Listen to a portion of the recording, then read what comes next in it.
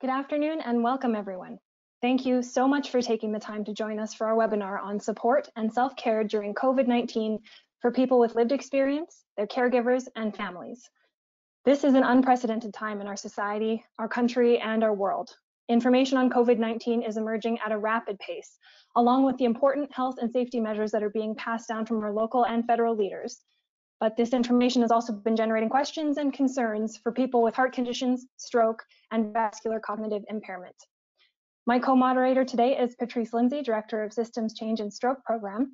And as people with lived experiences ourselves, Patty and I understand the desire to know as much as we can about this ongoing situation, but also the vulnerability that comes from having to manage a health condition and cope with social distancing and isolation.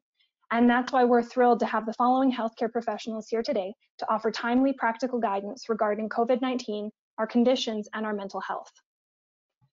Dr. Richard Swartz is here from the Sunnybrook Health Sciences Centre in Toronto to speak about COVID-19 and the brain. Dr. Gurmeet Singh joins us from the University of Alberta to speak about COVID-19 and the heart. And Dr. Dayna Lee-Baggley is here from the Nova Scotia Health Authority to speak about COVID-19 and mental health. And our learning objectives for this webinar are to discuss the implications of COVID-19 for individuals with lived experience, including caregivers and family members, to discuss mental health issues and identify coping strategies for people with lived experience and caregivers, and to acquire practical self-management skills to practice during self-isolation. We hope that you leave this webinar feeling connected to others in your situation and that you have received credible information from experts in these fields. So, without further ado, over to you, Patty. Let's get started. Thank you so much, everybody, for joining us. We understand that there's a lot of concern out there. We're hoping that having this time together over the next hour and with our very generous experts, that we will be able to help answer some of your questions. So we're going to get started with our first speaker, who's Dr. Richard Swartz. He is a neurologist at the Sunnybrook Health Sciences Centre and an associate professor in the Faculty of Medicine at the University of Toronto, as well as a clinician-scientist at the Hurvitz Brain Sciences Program at Sunnybrook. Rick is a very dedicated stroke neurologist. He's very involved in work around vascular cognitive impairment and dementia, and we're thrilled to have you here today, Rick. So over to you. Thanks very much, Patty and Jennifer. Thank you for having me, and thank you everyone for tuning in. We hope this will be an opportunity to answer a number of questions and maybe set some mythologies or social media rumors to rest. And as you heard at the beginning, we're certainly interested in questions.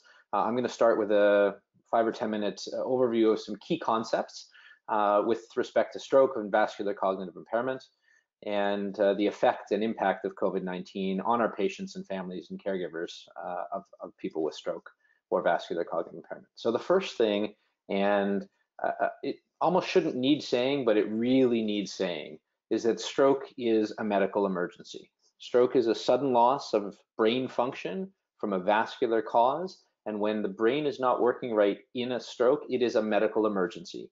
And we've all heard about how urgent services are still open, and those are the exceptions to working from home.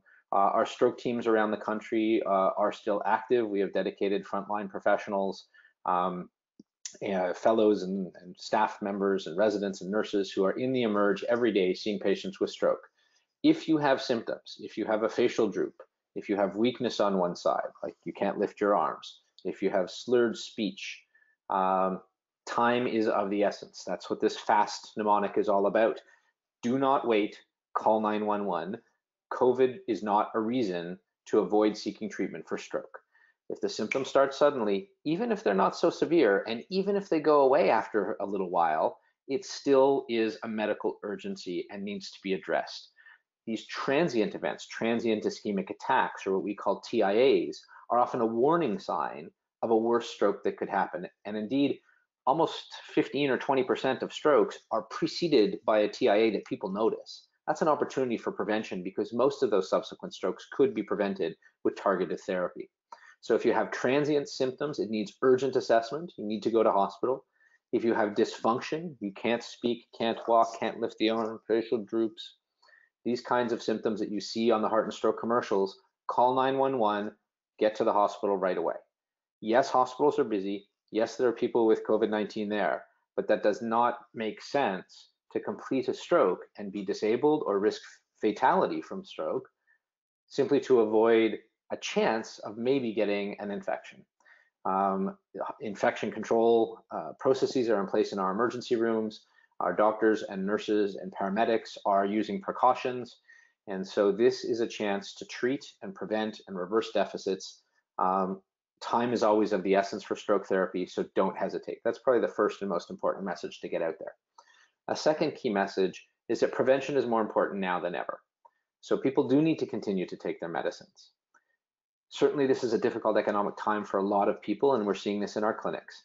If you're having trouble taking your medications, or if you're having trouble affording your medications, please talk to your physician and or your pharmacist about alternative options. In many cases, there may be generic options or substitutions that could be made if you've lost benefits or have difficulty with your medications, but don't just stop them outright.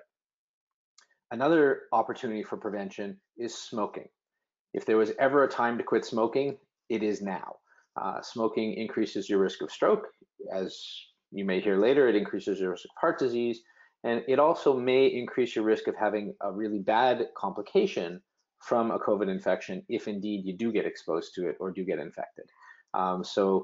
People with who are smoking, now is a great time to stop. Other strategies for prevention, we'll talk a little bit more about it, but staying active, eating healthy, and trying to keep a routine. And I'm going to get back to that in a little bit. The third point, so in addition to calling 911 with an emergency and continue to take your prevention medications, the third thing I want to emphasize is to have a strategy and make sure you know how to access medical care and support if you need it. So if your GP's office is physically open for in-person visits or is available for telephone or virtual visits, that's something that you should know and be proactive in finding out how to get a hold of your primary care physicians, or what your alternatives are if they're not open. Many will have referrals to other clinics or to telehealth opportunities, either by phone or by computer. And obviously the people on this webinar do have computer access, so that's very promising. But if you don't have local care available, please consider using virtual walk-in clinics or dial-in clinics, either by telephone or computer. Try to ensure that you do have access to the technology if you need it, and to make sure that your circle does, so that other people you know have access to good home phone or cellular access and internet access, especially in more remote locations in Canada, so that care can be accessed. For those that aren't aware of it, 211 is a really good resource across the country. There's 211 BC, 211 Alberta, 211 Ontario, and so on. That is either by telephone, just by dialing 211, or you can go up online and look at 211. And it's a repository of information and how to access community, social, government, and health services and organizations. And many of them have up-to-date information and strategies on COVID-19. So, for example, the BC 211 has just launched a Safe Senior Strong Communities campaign. It's a program that will match seniors who need support for things like non-medical essentials with volunteers in the community who are willing to help. So picking up groceries and dropping them off or things like that. Also, some rehab can be done at home or with remote support. So make sure that the first thing is you're doing it safely. Make sure safety first. Again, we don't want people falling or having unnecessary injuries, and try to do it in consultation with your team, with your rehab team. There's going to be a webinar next week that Heart and Stroke is putting together on rehabilitation. So if you're interested in more information on this topic, please stay tuned and look for that to log in again next week. So we talked about 911, we talked about prevention and medications, we talked about accessing medical care. Now there's some specific issues that many people are asking in my clinic, and I suspect around the country. Can my tests wait? Do I need to have them now? Should I be having them now? And the truth is, some tests can wait and some can't. Some blood work is routine and needs to be done once in a while, but may not need to be done right now. Similarly with some tests, others really do need to be done. And so if you're unsure, I would encourage you to check with your doctor to decide what could be canceled, what can be delayed until later, and what should still happen now. So an example here, a common example in stroke prevention is INR, International Normalized Ratio. So it's a blood test to look at how thin the blood is in people who have atrial fibrillation as an underlying cause of their strokes. INR testing and monitoring does still need to happen in people who are on warfarin.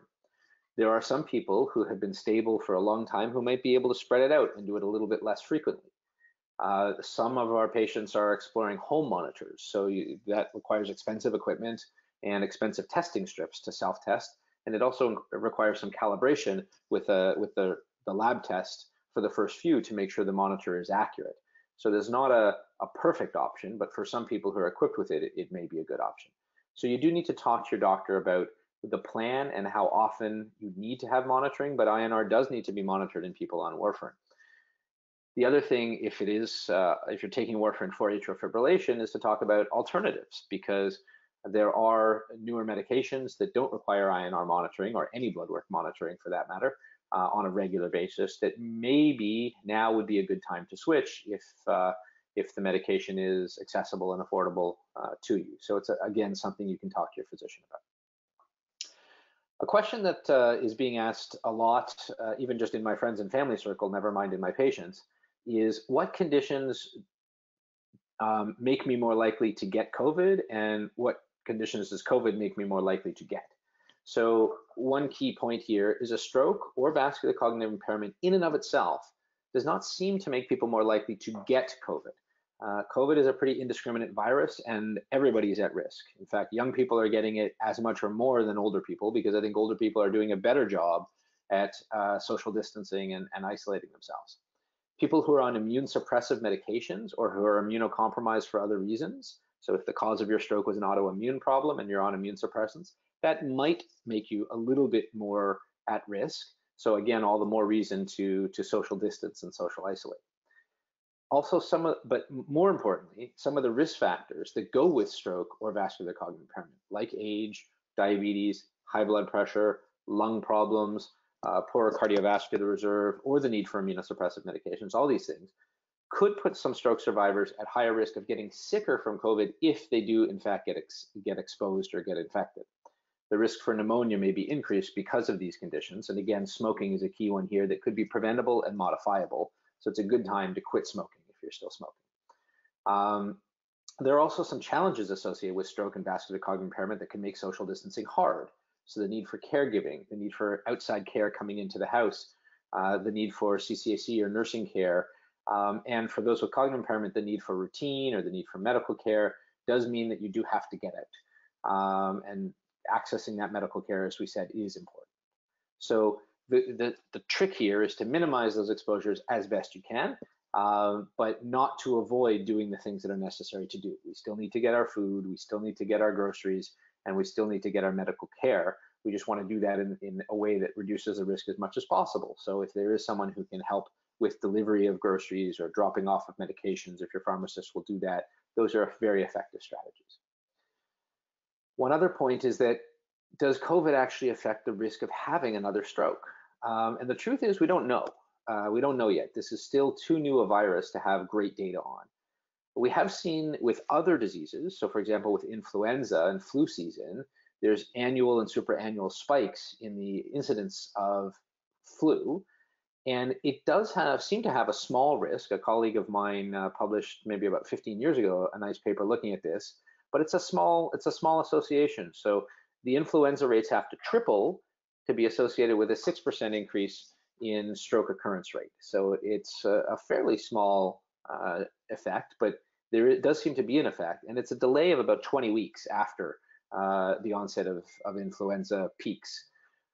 So even China is not yet 20 weeks out from the peak, so we have a lot still to learn about this disease. And the last thing that I'm going to say is we do want to social distance, but we don't want to be socially isolated.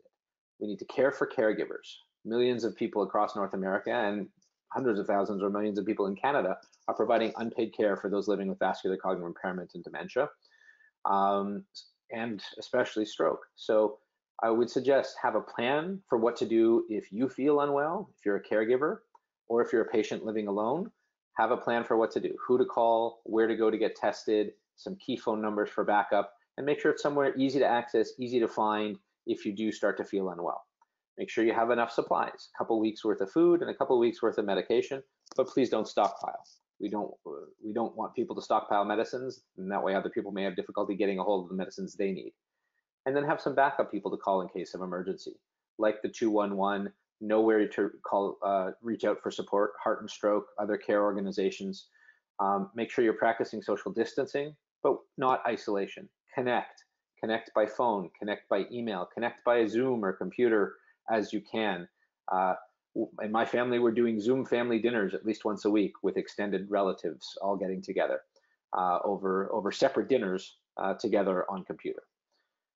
Discuss your wishes ahead of time. This is a big one that's been in the media. Remember that most people who get sick are not going to end up severely ill, even those with stroke or heart disease. And this is just a general strategy, discussing your wishes ahead of time, that we think everybody should be doing, regardless of COVID or stroke or heart disease. Maintain a routine and connect with others. So we want people to be a good neighbor for us, and we want to be good neighbors for others. So check in with those that you know and see whether they need help. Maybe share some of the information you're learning today. I'll look forward to answering more questions or some of the questions later. And thank you for joining today. Thank you so much, Rick. That was great information. Next up, we've got Dr. Gurmeet Singh. He's the Associate Clinical Professor of Critical Care Medicine and Cardiac Surgery at the University of Alberta and the Medical Director of the Adult ECMO program. So go ahead, Gurmeet. Thank you. Thank you, Patty and Jennifer, for having this opportunity and holding this webinar, and thank you everybody for tuning in. Dr. Swartz has given you some fantastic practical tips about dealing with individuals who are living with various conditions, and for looking in on caregivers, and those principles apply to cardiac patients as well.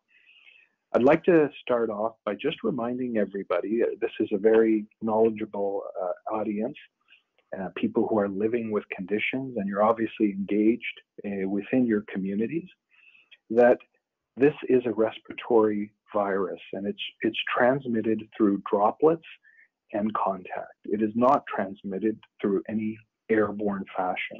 So what that means is coughing, sneezing, and surfaces. And to that extent, it's very similar to transmission, identical to other respiratory viruses. So the precautions that you have been taking throughout for avoiding illness with influenza also apply exactly to COVID.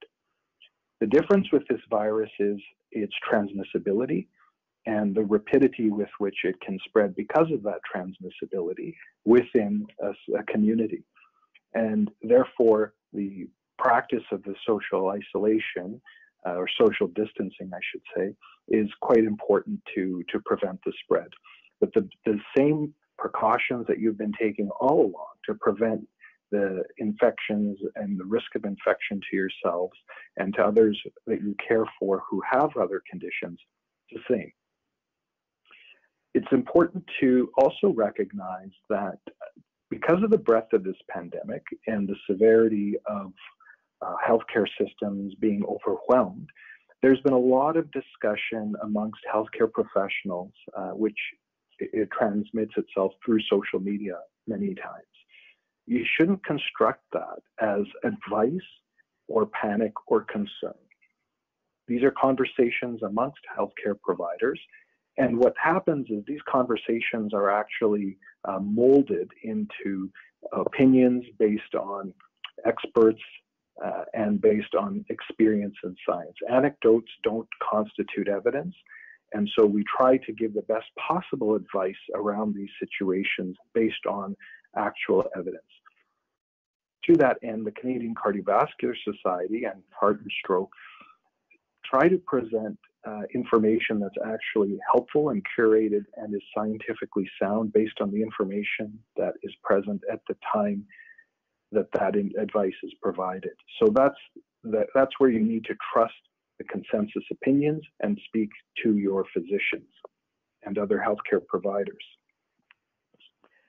So in general, I think it's important for people with cardiac and vascular conditions to continue doing the things that are lifestyle modifications. So continue with your good diet, continue with the activity that you've been doing. And there are some challenges in doing that when you are socially distancing and limiting outside contact.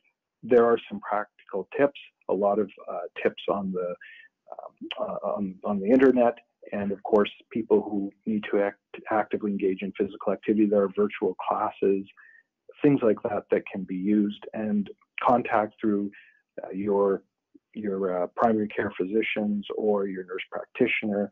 All of these tools are available to you, and you should continue to do those things. They're very, very important to continue with. And you can do all of these things for your own health while adhering to the important public health measures that are being requested of us all that will prevent us from running into more trouble. When it comes to COVID and the heart, there are some specific concerns that people have raised. One of the concerns that has been raised is the use of certain medications called ACE inhibitors, or ARBs as well, angiotensin receptor blockers. These medications have positive effects by lowering people's blood pressure, but they also have positive effects on your general cardiovascular system, and they're very popular drugs used almost ubiquitously in medicine. There is a concern that one of the receptors might allow the virus, the SARS-CoV virus, to enter the cell. Now, that's a theoretical risk. Scientists are looking at this. We have no evidence that in human beings that taking these medications increases your risk of acquiring the virus or increases its severity. We just don't know right now. What we do know is the positive beneficial effects that these medications have far outweigh the risk of discontinuing them, as far as we know at this time. So don't discontinue your current medications. If you're concerned, I would encourage you to discuss them with your physicians, whether it's your primary care physician or your cardiologist. But these medications, at this time, both the American Heart Association and the Canadian Cardiovascular Society recommend continuing all your medications. The risks that you're hearing about and reading about are at this time theoretical, and we don't have the evidence to suggest that that's going to it's going to be beneficial. It's probably going to be harmful to stop those.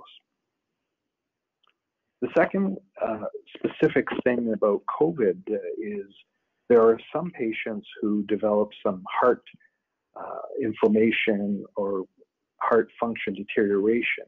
Now, those patients are probably the sickest of the sick, and there's nothing that we know of at this time that can prevent people from developing that. But that's not what the majority of people have if they were to develop infection with the virus. Most people have a mild course. There's a very small percent that wind up in ICUs, and of those, it's a very small percent who wind up with potential heart issues. Whether that's unique to COVID or not is unclear to me, because some of these reports come from jurisdictions where these patients were placed on all kinds of medications to try to treat the virus.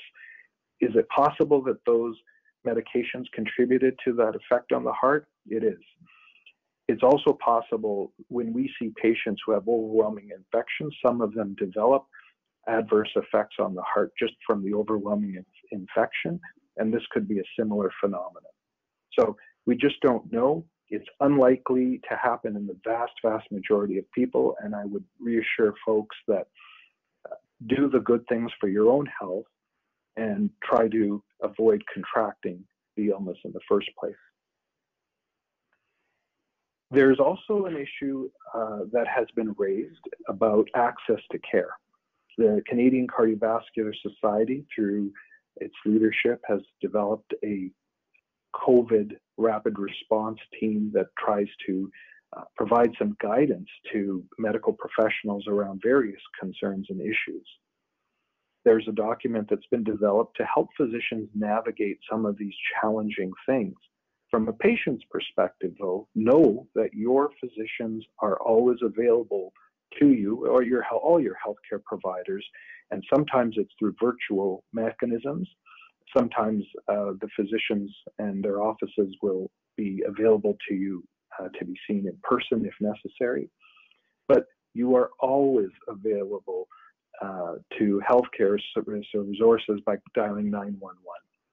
So if you have a medical emergency, 911 is active, and you should use that mechanism. Cardiac disease is an emergency, And if you have the symptoms that you have been warned about previously, you should call 911 and go to the hospital.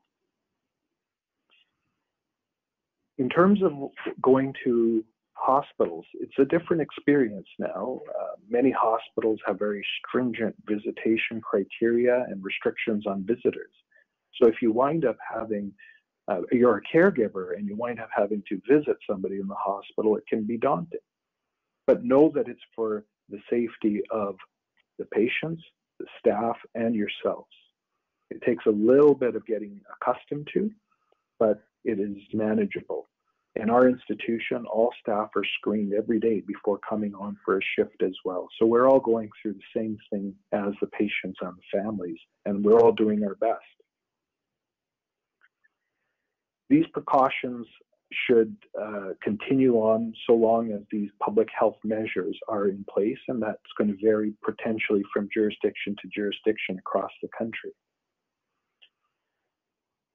It's always desirable to be discharged from hospital as soon as possible, but during this particular time, that even may be more important, given that hospitals may be overrun with patients who have this infection. And you don't want to expose patients unnecessarily to that risk. So what we call disposition and discharge planning might be a little bit different along this time frame, but your healthcare team will work with you and your caregivers to try to provide the best options so that you're not left at risk in a hospital, and certainly not left at risk being discharged too soon. I think that covers the majority of what I wanted to talk about. The bottom line, I think, to restate, is that all healthcare professionals are aware of the strains that are being placed on the patients and people living with conditions and their caregivers. Mechanisms are in place to be creative to provide access to answer your questions and provide follow-up care. If you have medical appointments and blood work, there are mechanisms in place to stratify when that should happen and shouldn't happen. Contact your caregiver or care provider, healthcare providers' offices. And finally, if it's an emergency is always an emergency, regardless of whether there is a pandemic or not. Call 911, and the services are always available to you.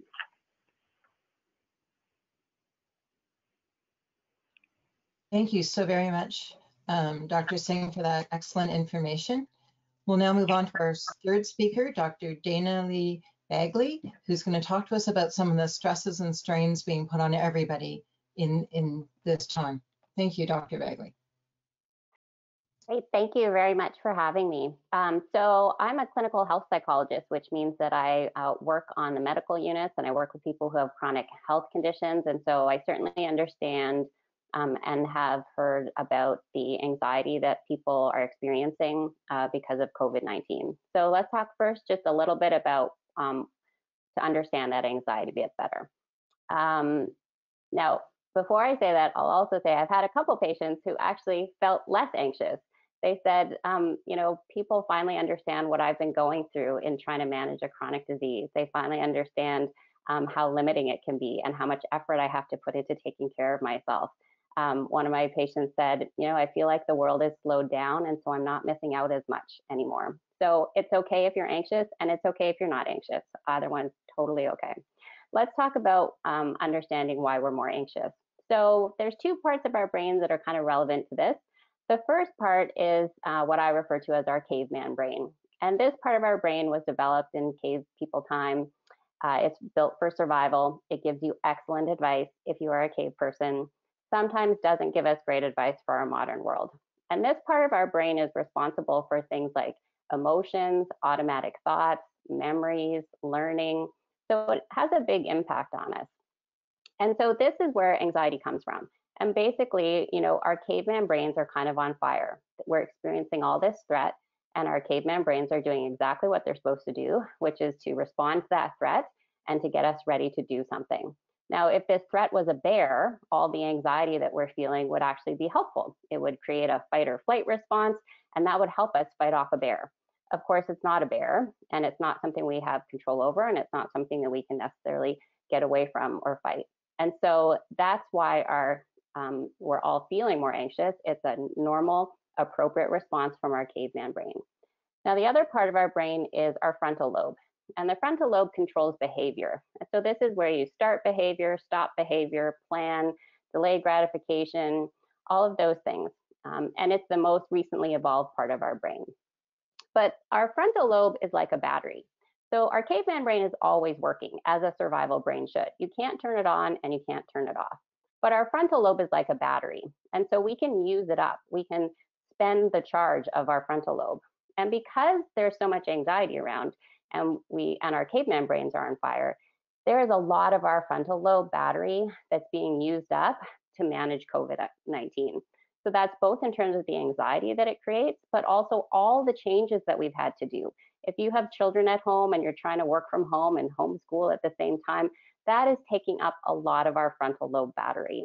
And so it's understandable that we're feeling overwhelmed because we don't have a lot of charge left. A lot of that battery is being used up by COVID-19. So one of the things we want to think about is making sure that we charge our battery.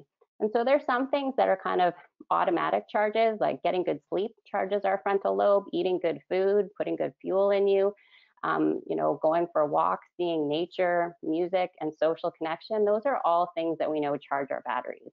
And while, social distancing and physical distancing is absolutely necessary, it's really hard on our mental health because we are social creatures and we function better when we are connected to other people. We're very lucky to live in an era where we actually can connect with people even while we're physically distancing. So we want to make sure that we are connecting with other people and making use of whatever technological means you have available to you to stay connected to other people. So you may also want to think about kind of going on a media diet, which is that you may not want to consume media all day long. That's sort of feeding into our caveman brain and making it more on fire. So sometimes you want to think about limiting your exposure to certain times of day, and also to make sure you're listening to reliable sources. And this webinar is a fantastic example of getting some advice from experts. Now, lots of people also are talking about, how do I take care of myself at home? How do I do all these things I'm supposed to do? And now I have children about and working from home and all these things. So I'm going to give a couple tips about how to sort of maintain our mental health during all of this. The first one you've already heard is that you want to build a routine. And the reason we want to make a routine is because then it's less taxing on our frontal lobe. So if we make a routine and decide to do the same thing every day, then we only have to make the decision once, and we only have to use up frontal lobe battery once. If you're making a different schedule every day or you're following a different plan every day, it's going to use up a lot of frontal lobe, and you're not going to have much frontal lobe battery left to make healthy choices. And so this is the kind of thing that you want to get up at the same time every day. You want to get dressed. You want to make plans like Monday night is chicken and Tuesday night is fish, and just stick to the same routine, because that's going to be less taxing on our frontal lobe battery so that you can be better able to make healthy choices. Go for a walk at the same time every day. Have an internet or a virtual lunch or a coffee break at the same time every day. Again, if you only have to then ask somebody else to do that once rather than trying to find somebody every day to have coffee with. So the more that we can use a routine, the less taxing it is on our frontal lobe battery, and the more likely we are to be able to stick to healthy habits. The other thing too is that there is a lot that is outside of our control during this pandemic. And so we want to focus on the things you do have control over. And what we have the most control over is our behavior. And that's because it's governed by our frontal lobe.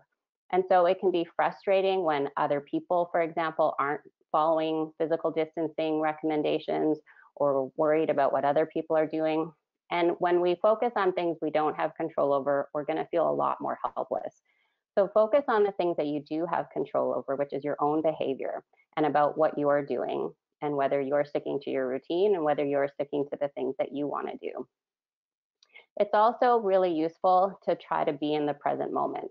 So minds are really great at being in the past, usually about all the bad things they think we did, or being in the future about all the horrible things that might happen.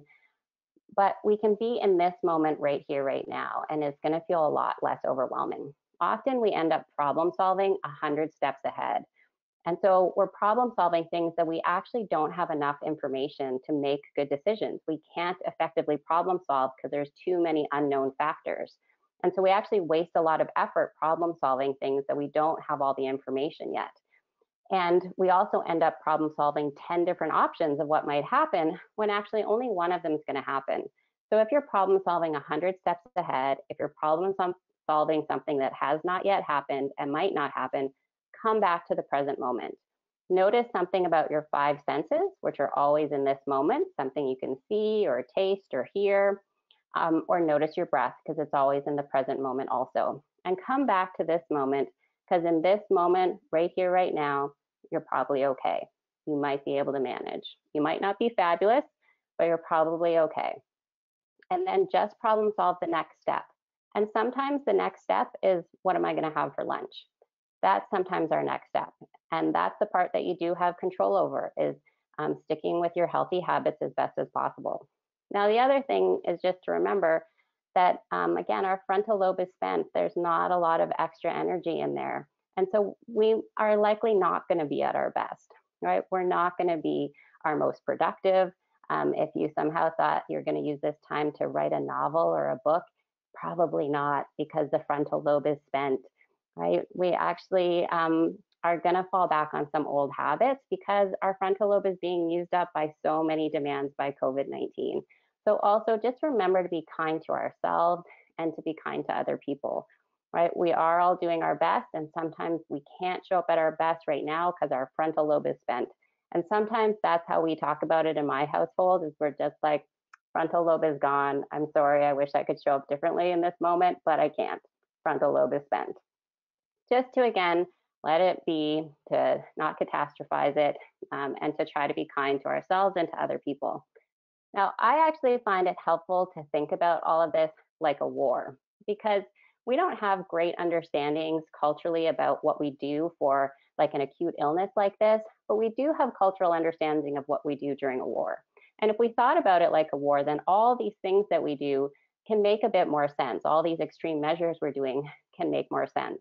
And I actually take comfort in the fact that other generations had to do things like this, but because they were fighting other people. And I take some comfort in the fact that we're actually not fighting other people. We're not fighting other countries.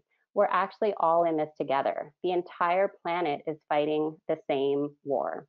And so we're all on the same side. And so I think the people that are going to make it through this are the ones that think about connection, the ones that think about community, the ones that think about cooperation, not about how they're going to survive, because that really is necessary to get through this. So reach out to other people, make connections, and be kind to yourself and to other people, because this really is hard. Thank you so much, Dr. Lee-Baggley. That was great. And thank you again to Dr. Singh and Dr. Swartz. We are now ready to open up for question and answer. We've been seeing some questions come in, and just a reminder that if you'd like to ask a question of any one of our panelists, you can enter it into the panel, the GoToWebinar panel on your screen, and we'll turn it to Patty to moderate those questions for us. Thank you. Can I ask all 3 speakers to come back online on video so that we can see you?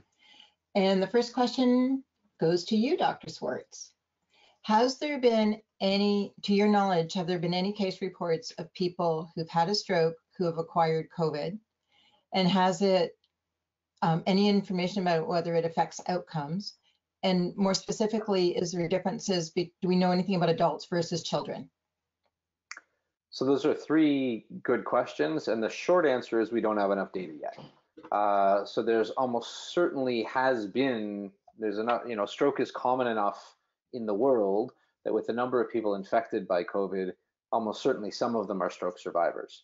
I've not yet seen a case report of a stroke survivor with a bad COVID outcome or a good COVID outcome for that matter. I haven't seen official published records of that, but statistically it's certain to have happened. And so I don't think we yet have enough data to really answer the question. And there's definitely not enough data to talk about pediatric stroke versus adults or older adult stroke. Great, thank you. Question for Dr. Singh. In patients who've had valve replacement, if they contract COVID, would that make, would the virus attack the replacement valves and create a bigger issue? That's a good question. The virus does not attack valves. The virus is a respiratory virus. So the SARS virus, a COVID-19 disease that develops, is primarily a lung condition. And the complications from that might include some inflammation of the heart, but it does not, to our knowledge, specifically affect the valves. Okay. This is for both Dr. Swartz and Dr. Singh. I'll let you each take an answer to this. For people on warfarin who've had dialogues with their physicians about switching to one of the direct oral anticoagulants, is now a good time to think about that, given the challenges getting INR testing? Yeah, so I spoke a little bit about this earlier, and absolutely, I think now is a good time to talk to your physician about this.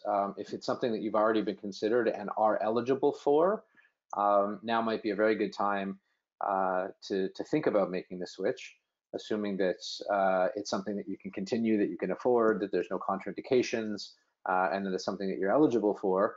It would certainly, the ability to get laboratory testing, to get out to Life Labs or whoever's doing your checking on a regular basis, even if it's your physician, that's become much more restrictive for a lot of people.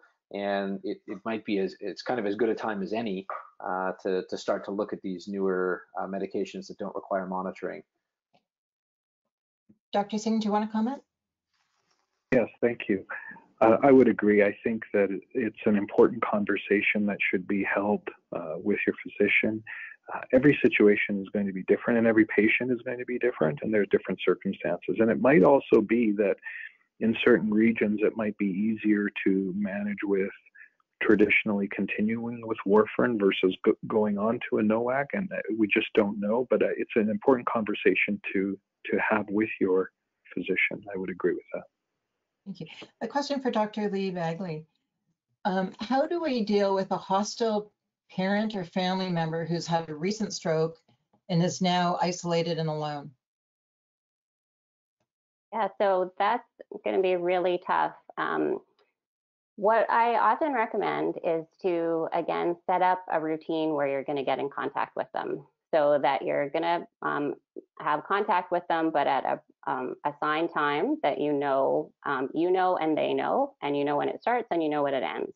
And then in between those times, then you have permission to kind of reduce contact, because you know you're going to have some regular contact with them. And that can sort of limit the stress of dealing with family members if they're very stressful and they're taking a lot of your frontal lobe battery. Is put it on a routine, and then give yourself permission to say, oh, I'm not going to talk to you now, but I will talk to you on Monday when we have our Zoom call booked. Thank you. Question, we'll start with Dr. Swartz. A family member has had a recent stroke and is in rehabilitation. We're worried that they're getting depressed and it's hard to reach them some days. Should we be taking them out of inpatient rehabilitation and bringing them home? Wow, that's a difficult question. Sorry. I think there's, no, it's a good question. It's just a challenging question to answer, because almost like Dr. Singh was saying before, individual circumstances will really drive this. We have really very good evidence that rehabilitation is effective to help people reach their maximum independence, to help them be safe at home. It may be, if the person can have less intense, if they are more mildly effective, they may be able to do more outpatient or home-based rehab that families may be able to help facilitate. If they're, on the other hand, quite dependent, need help with bathing and showering and dressing and feeding, it may be more difficult at home. So it's a little difficult to know exactly. Certainly post-stroke depression is common, and isolation is a factor in depression, even when people haven't had a stroke. So as Dr. Lee-Baggley has been talking about, we really do need to attend to our own mental health and that of our patients. I think if there are concerns about the patient's mental health and depression, I know that our rehab teams and our physicians in hospitals are stretched a lot, but they do, I think, need to hear from family members who have concerns about their patients. So that rehab is a place that can be addressed too. It is potentially risky to send somebody home without addressing it because they may actually get worse. It may not be because they're isolated, it may be because they're post-stroke. And without addressing it before they leave, it could get worse. So I think there's a lot of factors to consider there. I think it's an excellent question, and hopefully that's a little bit helpful. I'd just like to add something. Yeah, I would just like to add something to it too. Also, so I also worked in the physical rehab building for people who had strokes and cardiovascular injuries. I would say that certainly in our hospital system, they have been discharging people who are on the cusp. So people who maybe they could have had, slightly more better outcomes if they'd stayed another week or two. They have already discharged all of those people who don't need the intensive kind of treatment. And so in our hospital system, certainly if they've decided to keep your family member in rehab, it's because they really think that they're better there than at home. But I think it is absolutely an opportunity to talk to the healthcare providers and again, set up a regular time where you can make contact with your family member. I actually think this actually highlights for so many of us the importance of social connection. And I think your healthcare providers would actually be quite open to making sure that you can have some regular contact with them. And again, if you make it a routine, it makes it easier for everybody to schedule around that. Dr. Singh, for a patient that's had recent cardiac surgery and has to go out to pick up their medications or to pick up basic groceries, should they be wearing a mask and gloves to extra protect themselves? It's an excellent question. There's always some controversy around everybody wearing masks. It's a detailed and a complex answer, but the simple version of that is no, not right now. In some jurisdictions, it's very culturally normal for everybody to be wearing a mask. By wearing a mask, you're not going to protect yourself from necessarily acquiring the virus. Those masks become porous after a certain amount of time and need to be changed. But if everybody was to be wearing a mask, that would potentially prevent the transmission from somebody who's infected who's wearing a mask, if that makes sense. So if you're hoping to reduce your risk by wearing a mask, you will not. What you will effectively do to reduce your risk is by maintaining that 6 feet, that 2 meters distance to avoid droplets and contact, and keeping in pure hand hygiene is not to be underestimated. There are a lot of great videos out there on how you should properly wash your hands for 20 seconds. That maneuver with the social distancing is going to be effective. I just wanted to add something to that too, if that's okay, which is that if you don't know how to take the gloves off properly then you're actually just going to bring all the germs you think you now are immune to and bring them home and touch a whole bunch of surfaces at home. So unless you actually have the proper training to remove and dispose of the gloves without spreading that infection, you probably won't help yourself very much. Hand washing is a much more likely thing that you're going to master and be good at, and to be able to reduce your infection rate. There is a lot of debate about mask wearing right now. And of course, because of shortages, we do know that people in the hospitals will benefit from wearing them, whereas there's questionable benefits for people in the community at this point. And again, these things change all the time. So that's just another factor to keep in mind. Yeah, and to add to what Dr. Lee-Baggley's just said, the wearing of masks is even more risky to contaminate yourself and your loved ones inadvertently. So public health officials do not advise doing that at this time. This is, of course, a bit of a moving target depending on what happens within each jurisdiction. But at this time, certainly public health officials do not recommend wearing masks or gloves. Dr. Singh, here's a question that I'd really like you to address and reinforce. For a patient with heart failure or cardiomyopathy who starts to have some symptoms of shortness of breath, how do they determine whether it's just normal shortness of breath and stay home and ride it out versus seeking medical attention and not risking it being too late? That's an excellent question. It speaks to the importance of not ignoring your symptoms, right? As we discussed earlier, an emergency is always an emergency. Now, what do you do if you're not quite at that emergency state yet? Well, during the day, hopefully, with your heart failure system, if you have a heart function clinic or if you have a cardiologist or a nurse practitioner that you follow up with, you should reach out to them early on. All jurisdictions have screening tools that are available online, and you can call 811 in any province to go through the process of trying to determine if you need to be tested for example, for COVID. And so if you go through some of these screening tools online, that will probably help you. But the most reassuring thing would be is to get in touch with your heart failure team. It might be that you have symptoms that are consistent with infection, but there might be other explanations as well, including medication adjustments that might have been made recently, or fluid balance that needs to be adjusted. All of those are very individualized decisions, and please, please, please reach out to your healthcare provider before you have to reach for 911. Thank you. Please don't hesitate if you're worried to call 911. We can't emphasize that enough. Dr. Swartz, I have a good one for you. For somebody who has positive COVID at home and is smoking, will exhaling their smoke spread COVID in the exhale itself? I mean, potentially. So this is again where social distancing is required. So if you know what your breath looks like outside in the wintertime, when you breathe out, you see the white puff without cigarettes, just all of our breath, that's water vapor. Those are droplets. COVID is spread by droplets. And so if you are smoking, don't smoke near other people. That 6 feet of distancing is even more important. So, 6 feet, the Canadian standard is the hockey stick length or the moose length. So you want to keep that distance. It's longer than most people think. And if you're a smoker, you shouldn't be going on smoke breaks or going outside smoking near other people. Okay. Even better if you quit.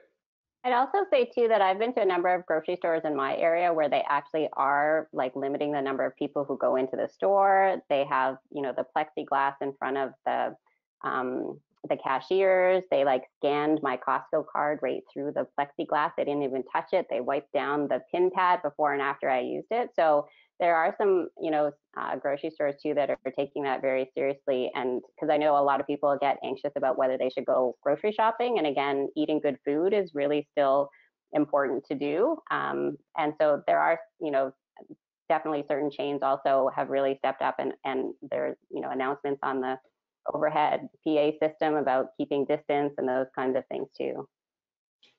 Dr. Lee-Baggley, there's several healthcare providers who are on the front lines who are actually listening in today. And in the questions in the comment section, they're expressing their fear and anxiety about being on the front line. Would you mind talking to them for a minute or two and addressing some of their concerns? Yeah, absolutely. So I understand how you feel. So we have canceled all of our outpatient clinics because we're all waiting to be redeployed also. I'll get redeployed probably to a medical unit if we flatten the curve, but probably to a COVID-19 unit if we don't flatten the curve. So I completely understand your anxiety. This is where it's really important to keep your battery charged. So healthcare providers on average have pretty good immune systems. They tend to not get sick too often. They tend to have pretty good immune systems. In my opinion, what takes them out during COVID-19 is because they're overworked, they're burnt out, they're working long hours, and they're not taking care of themselves. And so they don't have enough resources and charge left to fight off an illness, which under normal circumstances, they had a pretty good shot of fighting off. And so this is where it's really important for healthcare providers to make sure your battery is charged. And I have a system where I check in with some of my physician colleagues and friends, and we ask each other, where's your battery charge today?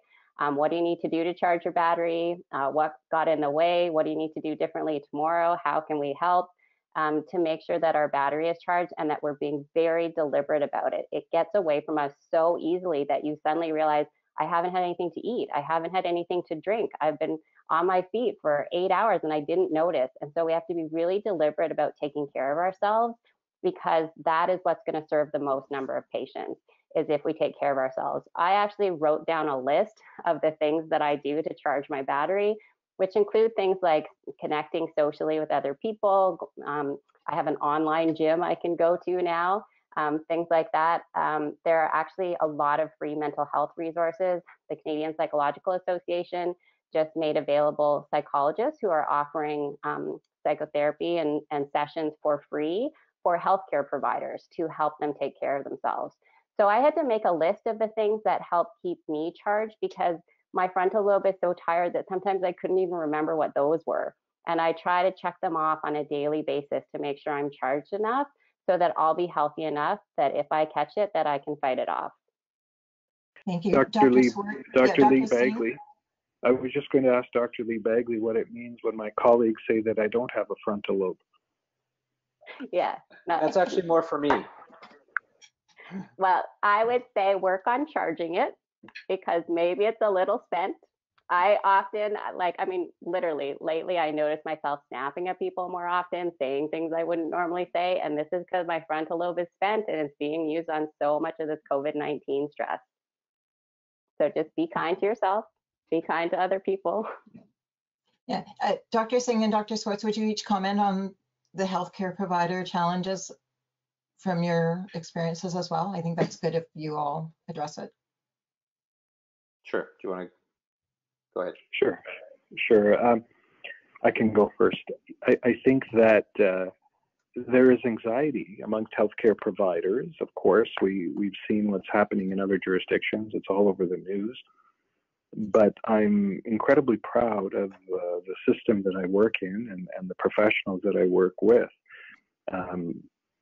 In terms of cardiac care professionals, I do critical care medicine as well, and my cardiology colleagues are all lined up, familiarizing themselves with, medical things and critical care things that they were not familiar with. To be there on the front line, our nurses, our respiratory therapists, everybody is preparing as best as they can, and teams are coming together. And in terms of trying to deal with some of this anxiety, we try to work together using some of the techniques that Dr. Lee-Baggley has discussed. And we're trying to work together with each other, provide each other with information, and remind each other to be safe and doing things that when we do have to deal with these patients with transmissible diseases, that we're protecting each other by being buddies for when we're putting on and removing personal protective equipment, teaching each other, sharing experiences. Some of it's through social media, some of it's personally, and we're all increasingly connected. And I think that if you're a healthcare provider, rather than being anxious, this is a time for learning from each other and drawing upon each other. And I'll just go back to something that I said at the very beginning, and that is that this is a respiratory virus. It's transmitted like influenza. The difference is the transmissibility and how sticky this virus is, and that makes it a little bit more challenging. So just practice those good practices that we always do for patients who have contact and droplet isolation, and that'll put us in good stead to continue to do what we're all preparing to do for our patients. Dr. Swartz, final word, and then I think we'll wrap. Yeah, I want to echo what's been said already. I think there's a tremendous effort being put forth by not just physicians, nurses, and hospital cleaning crews who are, cleaning the rooms and changing over. Everybody in the hospital organizations, everybody in healthcare is working great guns, even people working outside the hospital. So our stroke prevention clinics and nurses and heart failure clinics and cardiac care clinics have transforming into virtual service providers literally overnight, or over one weekend. A couple weeks ago, we just shifted everything to try to keep people out of hospital.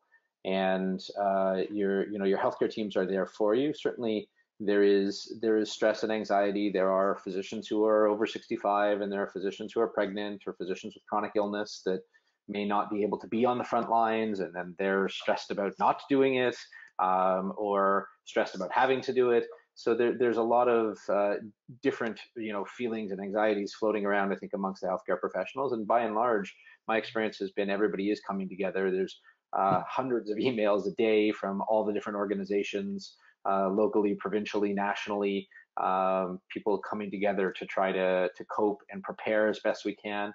We're still in early days, and I think this is going to be this is going to be a marathon, probably not a sprint. And I think we need to acknowledge that. We need to prepare for that. And all the techniques and tools that Dr. Lee-Baggley was talking about, all the strategies that we're all trying to implement on a personal and professional level, we need to realize that this is a global and local emergency that's not going to go away in a few days. And the whole idea to flatten the curve actually extends the curve. It doesn't actually lower the total number under the curve. It makes it actually last longer. And so if we're successful, this is actually going to last even longer than if we're not. So we need to think about all those things. We need to pace ourselves. And I certainly appreciate everybody here, the people attending this call, but also you guys for putting this together and giving us this opportunity to speak. And even to each other, it's been valuable for us to hear one another's thoughts. So I think with that, if there are further questions, let us know. And otherwise, thank you very much. Well, that is excellent. I, from the bottom of my heart, thank each of you very much for taking the time and really giving some thought and preparation to this. Over to you, Jennifer, to wrap us up. Thanks, Patty, and thank you, yes, to our panelists. That information was so helpful, and I know that I had a lot of questions and concerns from my own personal experience, so yes, thank you, thank you. Just want to make sure that everyone's aware that next week we've got managing rehabilitation from home, so stay tuned for more information in the coming days on that. We'll have April 21st, another webinar for sleep and vascular health, and we want to continue providing support and guidance for our caregivers and for our people with lived experience, so make sure that you check out our online communities on Facebook if you'd like to connect in between these webinars. And finally, if you could complete the evaluation of this webinar once we're through here, that would be great. It gives us a good idea for other important topics for us to focus on in the coming weeks. Thank you so much for attending, everyone.